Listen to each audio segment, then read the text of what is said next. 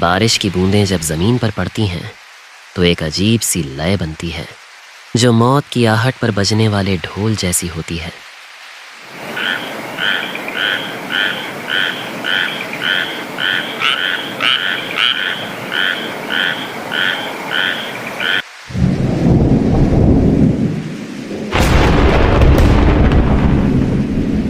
और उस रात जब पूनम का चांद बादलों के पीछे कहीं छिप गया था और सिर्फ बिजली की कड़कड़ाहट अंधेरे को चीर रही थी, उस रात मेरे गांव भैरवपुर में कुछ ऐसा हुआ जो मुझे आज भी याद है।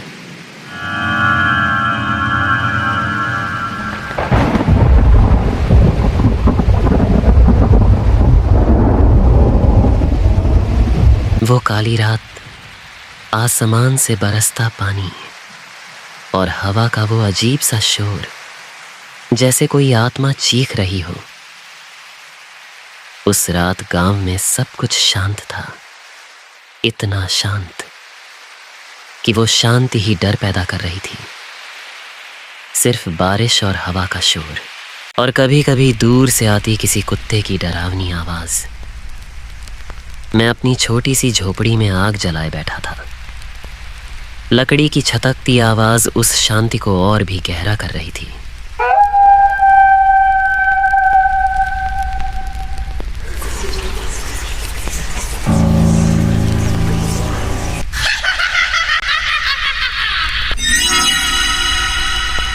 बाहर धान के खेत पानी में डूबे थे और उनकी लहरों पर जब बिजली की रोशनी पड़ती तो लगता जैसे कोई सफेद कफन हवा में लहरा रहा हो।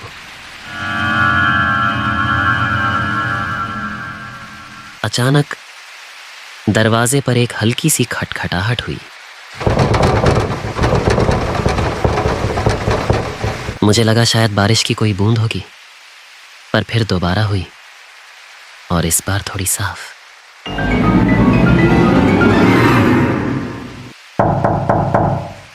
मेरा दिल जोर से धड़कने लगा। इस समय इस घनघोर बारिश में कौन हो सकता है?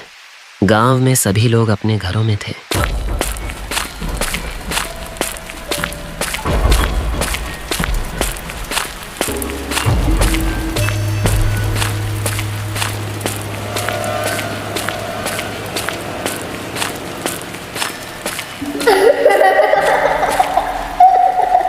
मुझे अंदर ही अंदर बहुत डर लग रहा था। मैंने हिम्मत करके पूछा,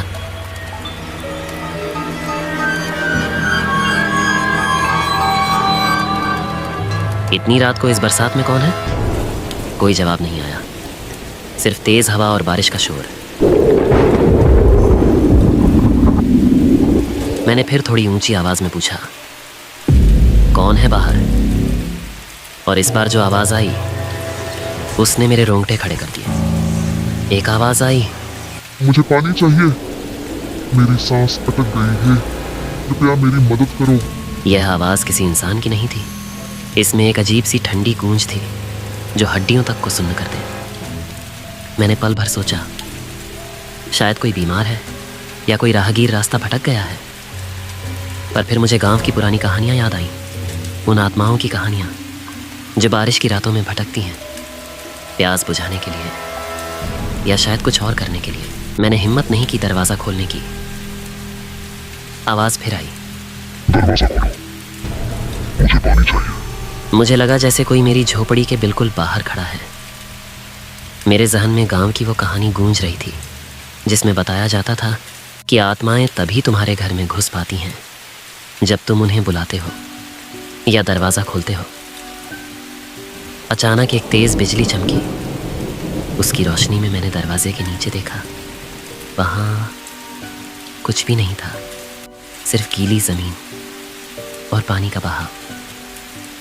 मुझे एक पल के लिए लगा शायद ये मेरा वहम था। मैंने अपनी सांसें सामान्य करने की कोशिश की, तभी फिर से खटखटाहट हुई। तुम क्यों नहीं खोलते? मैं कब से इंतजार कर रहा हूँ। बाहर बहुत ठंड है और बारिश भी हो रही है। जल्दी दरवाजा खोलो ना, मुझे अंदर आना है। आवाज अब मेरे कानों में गूंज रही थी, जैसे कोई मेरे बिल्कुल पास आकर बोल रहा हो। मेरी नजर अचानक कमरे में रखे पानी के मटके पर पड़ी। वो मटका जो गांव में शुभ माना जाता था। मुझे याद आया, दादी कहा करती थीं कि ऐसी आत्माएं पवित्र चीज़ों से दूर रहती हैं। मैंने एक झटके में मटका उठाया। उसका पानी ठंडा था और मेरे हाथों में एक अजीब सी गर्माहट महसूस हुई। मैं धीरे धीरे दरवाजे की तरफ बढ़ा। मेरे कदम कांप रहे थे, पर मन में एक अजीब सी जिद थी। मैं जानना चाहता था कि बाहर कौन है। मैंने दरवाज़ा खोला। मेरी आंखों ने अंधेरे में देखने की कोशिश की, पर सिर्फ बारिश का धुंधला पर्दा था। कोई नहीं दिख रहा था। एक अजीब सा सन्नाटा छा गया था। कुछ पल तक सिर्फ खामोशी थी, और फिर एक भयानक चीख निकली, इतनी तेज, इतनी दर्दनाक, जैसे किसी को जिंदा जलाया जा रहा हो। वो चीख मेरे कानों में गूंजने लगी और मेरा शरीर कांपने लगा। हवा में एक अजीब सी ताजगी थी, पर उस ताजगी में भी एक खौफ छिपा था। मैंने दरवाजे के बाहर देखा। एक छोटे से बच्चे की टूटी हुई लकड़ी की गुड़िया पड़ी थी, जिसकी एक आंख गायब थी। उस गुड़िया को देखकर मेरे पूरे शरीर में खौफ की लहर दौड़ गई। यह वही गुड़िया थी जिसके बारे में गांव के बड़े बूढ़े बताया करते थे कि यह उस बच्चे की है जो बरसों पहले इसी गांव में बारिश की एक रात अचानक गायब हो गया था। कहा जाता था कि वो बच्चा अपनी प्यास बुझाने के लिए भटक रहा था और फिर कभी नहीं मिला। मैंने वो गुड़िया नहीं उठाई, मैंने सिर्फ उसे देखा। मैंने तुरंत दरवाज़ा बंद कर लिया और फिर से कमरे में बैठ गया। मेरा दिल इतनी ज़ोर से धड़क रहा था कि मुझे लगा वो अभी सीने से बाहर आ जाएगा। चीख धीरे धीरे दूर होती चली गई और फिर सिर्फ बारिश की आवाज़ रह गई। कुछ दिनों बाद भी जब भी बारिश होती है और रात में कोई हल्की सी खटखटाहट सुनाई देती है, मेरा दिल कांप जाता है।